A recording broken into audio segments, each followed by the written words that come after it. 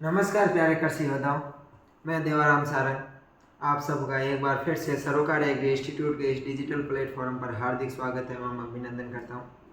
तो स्टूडेंट्स, आज अपन बात करने वाले हैं ICAR 2025 की। किसकी बात करेंगे डियर्स? आज अपन ICAR 2025 की बात करेंगे कि ICAR की है काउंसलिंग है वो कब शुरू होगी।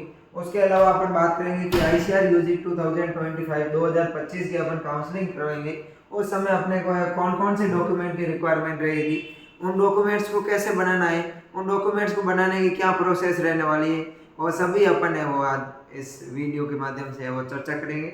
उसके अलावा मैं बता दूं, कंप्लीट इन्फॉर्मेशन है वो आपको दी जाएगी रिलेटेड रजिस्ट्रेशन आईसीआर के रजिस्ट्रेशन से रिलेटेड जितनी भी इंफॉर्मेशन है वो आपको दी जाएगी।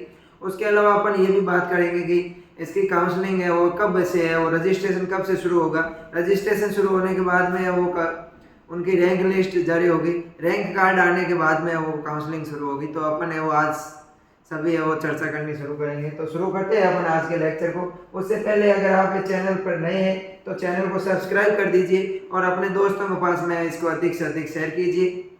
तो स्टूडेंट्स, अपन बात करेंगे आईसीआर रजिस्ट्रेशन की। तो सबसे पहले अब तो एनटीए ने वो अपना रिजल्ट जारी कर दिया है, काफी टाइम हो गया उसको। उसके बाद में अब आईसीआर क्या करेगी, सबसे पहले अपना रजिस्ट्रेशन प्रोसेस शुरू करेगी। क्या करेगी? सबसे पहले आईसीआर का रजिस्ट्रेशन होगा और जो प्रतिभागी और जो अभ्यर्थी आईसीआर का रजिस्ट्रेशन करवाएंगे उन आईसीआर के रजिस्ट्रेशन करवाने के बाद में वो आईसीआर रैंक कार्ड जारी करेगा। क्या करेगा डियर्स? आईसीआर है वो रैंक कार्ड जारी करेगा और उसके बाद में आईसीआर काउंसलिंग है वो प्रोसेस शुरू हो जाएगा। फिर अपने को है कॉलेज चॉइस में यूनिवर्सिटी चॉइस मांगेंगे, उसके बाद में है वो अपने को यूनिवर्सिटी है वो अलॉट हो जाएगी। तो ये प्रोसेस है वो रहने वाला है। अपन नेक्स्ट में ये भी बात करेंगे कि ये प्रोसेस है वो कब से शुरू हो जाए, होने के चांस है उसकी भी। अब अपन बात करते हैं कि कौन कौन से डॉक्यूमेंट चाहिए। अगर मैं डॉक्यूमेंट्स की बात करूं डियर्स, तो सबसे पहले अपन को चाहिए proof of date of birth. क्या चाहिए? कि proof of date of birth चाहिएगा अपन को। डेट ऑफ बर्थ के प्रूफ के लिए है या तो अपन हाई स्कूल या 10th क्लास की है वो मार्कशीट है उसको लगा सकते हैं, या फिर अपना अगर जन्म प्रमाण पत्र बना हुआ है तो उस जन्म प्रमाण पत्र को है वो अपन यूज कर सकते हैं। एक बात का अपन को ध्यान रखना है डियर्स कि जन्म प्रमाण पत्र और अगर 10th की मार्कशीट है, इस 10th की मार्कशीट और जन्म प्रमाण पत्र में डेट ऑफ बर्थ है वो अलग अलग है। तो अपन को 10th की मार्कशीट का है वो यूज करना है, जन्म प्रमाण पत्र का है अपना बर्थ सर्टिफिकेट है उस बर्थ सर्टिफिकेट का है वो यूज नहीं करना। ये अपन को एडियस ध्यान रखना। अगर आप बात करते हैं अपन सेकंड डॉक्यूमेंट्स की और क्या चाहिए, तो all certificates and marksheets grade reports related to 10th and 12th। अगर अपने जहाँ से अपने 10th और 12th की है तो 10th और 12th की मार्कशीट चाहिए। क्या चाहिए एडियस? 10th और 12th की अपन को है वो मार्कशीट चाहिए, 10वीं हो 12वीं की है वो अपन को मार्कशीट चाहिए। उसके अलावा मैं बात करूं तो सर्टिफिकेट से रिलेटेड और भी अन्य डॉक्यूमेंट्स है, जैसे अपना सीसी हो गया, कैरेक्टर सर्टिफिकेट हो गया, उसके अलावा माइग्रेशन हो गया, माइग्रेशन सर्टिफिकेट हो गया, ये भी है वो अपन को साथ में रखना है। और अपनी 10वीं और 12वीं की मार्कशीट है वो ओरिजिनल और इनकी फोटोकॉपी अपन को आवश्यकता रहेगी। उसके बाद में अपन बात करें नेक्स्ट डॉक्यूमेंट की, तो अपना चाहिए ट्रांसफर सर्टिफिकेट। क्या चाहिए डियर्स? ट्रांसफर सर्टिफिकेट, जिसको अपन स्थानांतरण प्रमाण पत्र बोलते हैं, स्थानांतरण प्रमाण पत्र। तो अपन को और क्या चाहिए डियर्स? स्थानांतरण प्रमाण पत्र की अपन को है वो आवश्यकता रहेगी। और मैं बात करूं स्कूल लिविंग सर्टिफिकेट, जिसको अपन transfer certificate, school leaving certificate या स्थानांतरण प्रमाण पत्र कहते हैं। जिस भी संस्थान में अपन ने वो पिछले साल की है, अगर मान लो किसी ने 12th करने के बाद में वो एक साल बीएससी नॉर्मल की है तो अपन को है वो कॉलेज से है वो टीसी दे दी जाएगी। तो अपन को जिस संस्थान में अपन ने वो पिछले साल रहे हैं, उस जिस संस्थान को अपन छोड़ के आ रहे हैं उस संस्थान के अपन को है वो सर्टिफिकेट चाहिएगा, ट्रांसफर सर्टिफिकेट चाहिएगा। उसके बाद में अपन डॉक्यूमेंट की बात करें तो admit card issue to the candidate by NTA, National Test Agency ने एडमिट कार्ड जारी किया था, उस एडमिट कार्ड की है वो अपन को एडमिट कार्ड चाहिएगा। अगर आप मान लो आपके पास एडमिट कार्ड नहीं है तो एनटीए की साइट पे जाके है वो जल्द से जल्द अपना है वो एडमिट कार्ड डाउनलोड कर दीजिए और उस एडमिट कार्ड को है वो अपन को हार्ड कॉपी है वो कॉलेज अलॉटमेंट के समय भी देनी है, यूनिवर्सिटी के टाइम में, और अपन को रजिस्ट्रेशन प्रोसेस में भी है वो अपन को अप्लाई करनी है। तो उसकी है वो एडमिट कार्ड है वो अपने पास रख लेना है, डाउनलोड कर लेना है अपन को। फिर अपन बात करते हैं डियर्स, तो अगला अपना है confirmation page of online application submitted to NTA. जब अपन ने वो एनटीए की वेबसाइट पे फॉर्म अप्लाई किया था उस समय अपना आवेदन पत्र था, उस आवेदन पत्र को है वो अपन को डाउनलोड करना है। क्या करना है, अपना आवेदन पत्र है उस आवेदन पत्र की अपन को है वो आवश्यकता रहेगी। जब अपन आईसीआर रजिस्ट्रेशन करेंगे तो उस आवेदन पत्र को है वो अपन को डाउनलोड करके है वो अपने पास रखना है और उस आवेदन पत्र की आवश्यकता रहेगी। जब अपन ने सीयूईटी यूजी का फॉर्म भरा था उस समय एनटीए ने अपने को आवेदन पत्र दिया था, एप्लीकेशन फॉर्म दिया था, उस एप्लीकेशन फॉर्म की आवश्यकता रहेगी। उसके अलावा rank card issue by the ICR to eligible candidates. फिर अपन जब आईसीआर का रजिस्ट्रेशन हो जाएगा उसके बाद में आईसीआर है वो रैंक कार्ड जारी करेगी, तो उस रैंक कार्ड की अपन को है वो आवश्यकता रहेगी। आईसीआर एलिजिबल रैंक कार्ड है वो अपना रजिस्ट्रेशन प्रोसेस के बाद में रहेगा, तो उसकी भी अपन को है डियर्स आवश्यकता रहेगी। और मैं बात करूं तो और अपना allotment letters issue by the ICR to eligible candidates. ICR है वो रजिस्ट्रेशन प्रोसेस के बाद में अलॉटमेंट लेटर है वो इशू करेगी कि आपको इस यूनिवर्सिटी को है ये अलॉट किया है, इस यूनिवर्सिटी में आपका एडमिशन होगा। तो वो अलॉटमेंट लेटर भी है वो अपन को फिजिकली रूप से जब अपन यूनिवर्सिटी में जाएंगे रिपोर्टिंग के टाइम उस समय अपन को है वो आवश्यक रहेगी। उसके अलावा provisional admission letter issue by the admitting university. Admitting university है जिस यूनिवर्सिटी के अपन एडमिशन होगा वो यूनिवर्सिटी है वो अपन को अलॉटमेंट लेटर है ईमेल की सहायता से जरिए अपन को है वो भेजेगी। तो ईमेल से उस लेटर को है वो अपन को डाउनलोड करके उसको भी है वो साथ में ले जाना है जब अपन वहाँ पर यूनिवर्सिटी में रिपोर्टिंग के टाइम जाएंगे। उसके अलावा पासपोर्ट साइज कलर फोटोग्राफ्स अपन को है वो पासपोर्ट साइज कलर फोटोग्राफ्स की है वो आवश्यकता रहेगी। फोटो वही लगाना है जब अपन ने अप्लाई किया था फॉर्म, जब अपन ने फॉर्म अप्लाई किया था, फॉर्म अप्लाई के समय अपन ने जो फोटो लगाया था उस पासपोर्ट साइज के कलरफुल फोटो को है वो अपन को साथ में ले जाना है। लगभग इन फोटो को है वो आप 15 से 20 फोटो ले जाना है। कितने ले जाना है? 15-20 फोटो है वो अपने पास में होना चाहिए। वही फोटो होना चाहिए जब अपन ने एनटीए की वेबसाइट पे है अपना सीयूईटी यूजी का फॉर्म अप्लाई किया था उस समय अपने जिस फोटो को है वो यूज किया था उसी फोटो को है अपने 15 से 20 फोटो पासपोर्ट साइज के अपन को जब अपन यूनिवर्सिटी में जाएंगे तब चाहिए कि। उसके अलावा रजिस्ट्रेशन प्रोसेस में भी अपन को फोटो की आवश्यकता रहेगी। फिर अपना आधार कार्ड चाहिएगा, अपन को क्या चाहिएगा? आधार कार्ड चाहिएगा या फिर आधार एनरोलमेंट आईडी प्रूफ होना चाहिए या फिर अपन को पासपोर्ट वगैरह, राशन कार्ड या फिर बैंक पासबुक, कोई भी ऐसा है वो वैलिड गवर्नमेंट आइडेंटिटी पास है वो प्रूफ होना चाहिए अपन को कि अपन भारतीय नागरिक है। अपन को कोई भी है गवर्नमेंट के द्वारा वैलिड गवर्नमेंट है वो आइडेंटिटी प्रूफ होना चाहिए। उसमें आधार कार्ड है वो सबके पास होता है, तो अपन को है वो आधार कार्ड की आवश्यकता रहेगी। आधार कार्ड है वो अपना वेल अपडेटेड रखना, ऐसा नहीं है कि बहुत पुराना आधार कार्ड है जिसमें डेट ऑफ बर्थ अलग है, ऐसा कुछ नहीं है। आधार कार्ड है वो अपना वेल अपडेटेड करवा देना, आधार कार्ड अपडेट होना चाहिए। उसके अलावा मैं बात करूं डोमिसाइल सर्टिफिकेट किसकी? स्टूडेंट्स डोमिसाइल सर्टिफिकेट या जिसको अपन है वो मूल निवास प्रमाण पत्र बोलते हैं। क्या बोलते हैं? मूल निवास प्रमाण पत्र या फिर डोमिसाइल सर्टिफिकेट।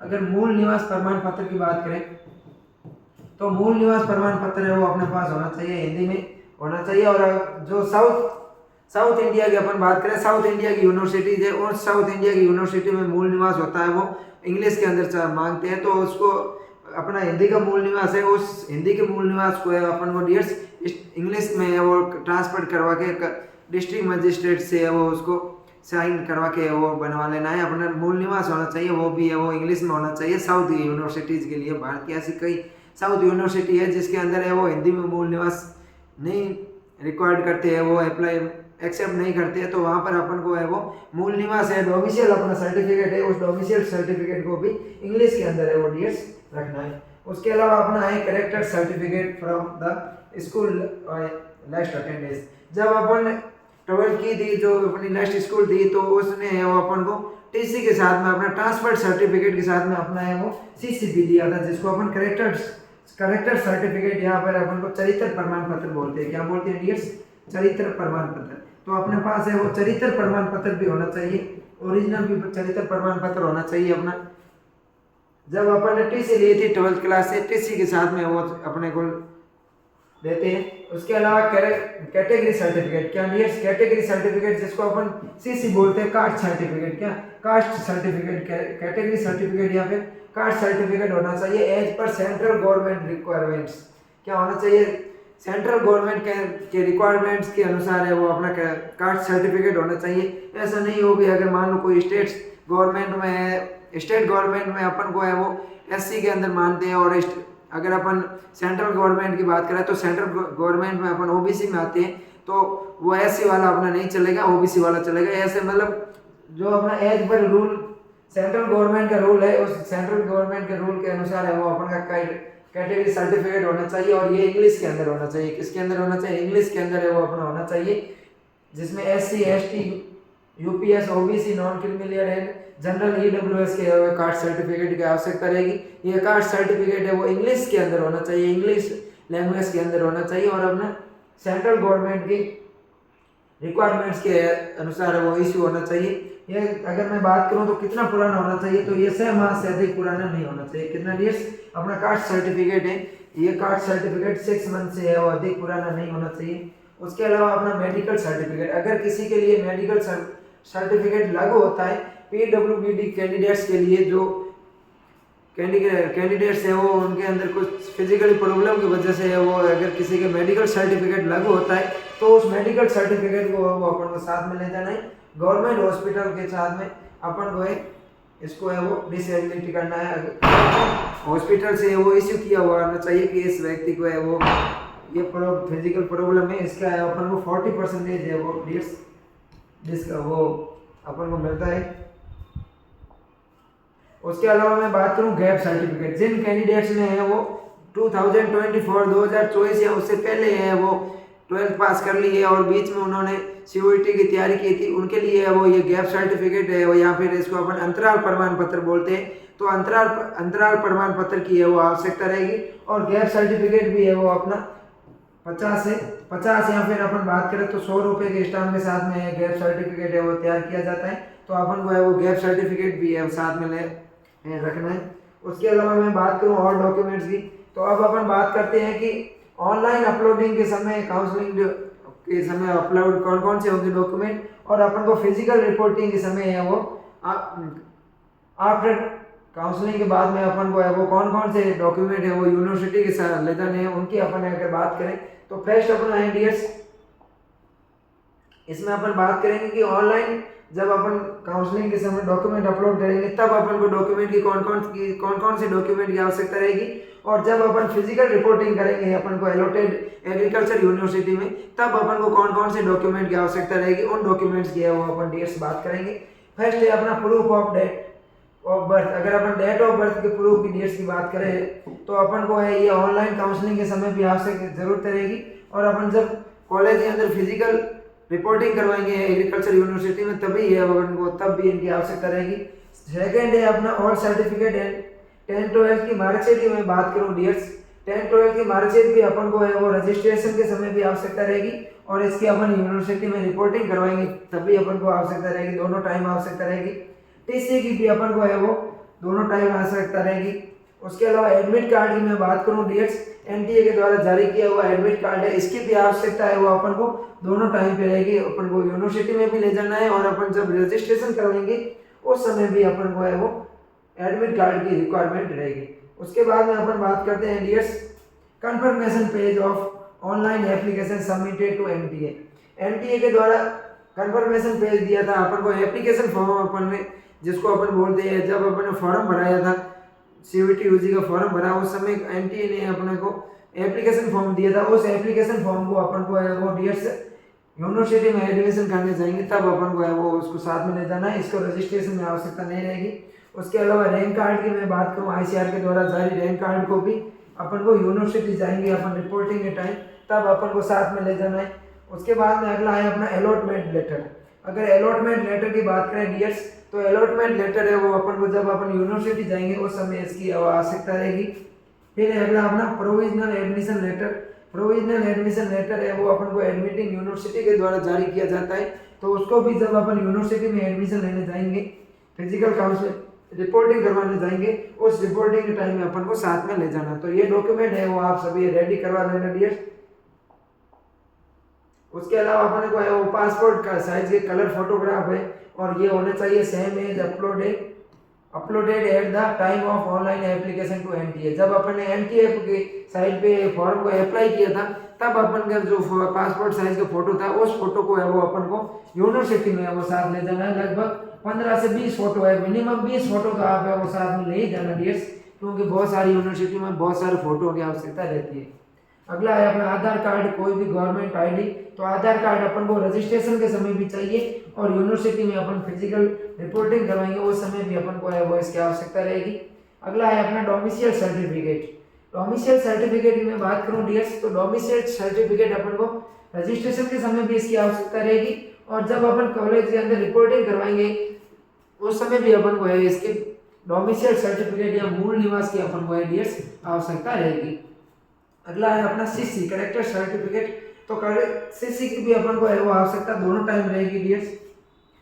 SC ST या फिर अपन की बात करें कैटेगरी सर्टिफिकेट की बात करें डियर्स, तो कैटेगरी सर्टिफिकेट की भी आवश्यकता है वो अपन को दोनों टाइम रहेगी। इसको भी है वो डियर्स अपन को साथ में रखना है।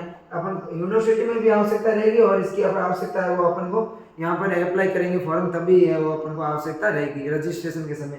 तो ये तो हो गया अपना डियर्स कि अपनी कौन कौन से डॉक्यूमेंट की आवश्यकता है। और आपको इस डॉक्यूमेंट से रिलेटेड कोई भी अगर मान लो डाउट है तो आप इन नंबरों पे वो एक बार व्हाट्सएप मैसेज कर देना 9079740645। इन नंबरों पे वो आप व्हाट्सएप मैसेज कर देना, आपका जो भी डाउट है वो डियर्स क्लियर कर दिया जाएगा। अब अपन बात करते हैं कि ICR का वो रजिस्ट्रेशन कब शुरू होगा। तो डियर्स 15 अगस्त के समथिंग है वो ICR अपना रजिस्ट्रेशन है वो शुरू कर देगी। तो जल्द ही ICR का रजिस्ट्रेशन है वो प्रोसेस शुरू हो जाएगा।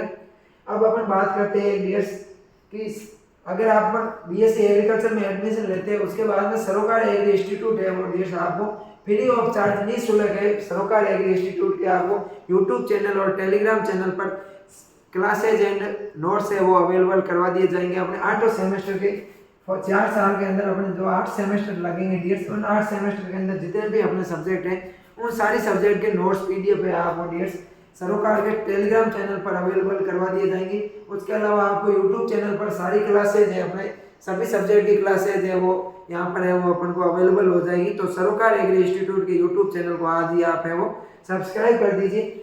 अपने BSc एग्रीकल्चर के ऑल सेमेस्टर के है वो नए बैच सरोकार एग्री इंस्टीट्यूट के यूट्यूब चैनल पर है वो शुरू कर दिए। फ्री ऑफ चार्ज है वो अपने रहने वाला है। यहाँ पर आपको ऑल इंडिया के अंदर है वो अपन को फ्री ऑफ चार्ज रहेगा, किसी भी तरह की कोई भी शुल्क है वो आपसे नहीं ली जाएगी डियर्स। इस बात का अपन को ध्यान रखना है और अधिक से अधिक जितने भी अपने दोस्त हैं उन फ्रेंड्स के पास में है डियर्स अधिक से अधिक इस वीडियो को शेयर करना और आप है वो सपोर्ट करना। आप जितना बेहतर से हमें सपोर्ट दोगे आप उतना ही बेहतर हमें आपको है वो कंटेंट है वो प्रोवाइड करवाएंगे। बेस्ट से बेस्ट डियर्स अपनी बिल्कुल सरल भाषा के अंदर बहुत मीडियम में है वो अपन करवाएंगे, जिसमें अपन को इंग्लिश मीडियम और हिंदी मीडियम दोनों के अंदर आपको है वो डियर्स संपूर्ण BSc का सिलेबस है वो करवाया जाएगा। तो मिलते हैं अपन नेक्स्ट वीडियो में। आपने वीडियो अंत समय तक देखा इसलिए आप सबका है वो बहुत बहुत आभार। Thank you dears. हमेशा ही है वो आप मुस्कुराते रहिए, आपके चेहरे की स्माइल है वो ऐसे ही बनी रहे। इसी आशा के साथ में मैं आज के सेशन को है वो यहीं पर समाप्त करता हूँ। मिलते हैं ऐसे ही अपन नेक्स्ट सेशन के अंदर, तब तक के लिए थैंक यू।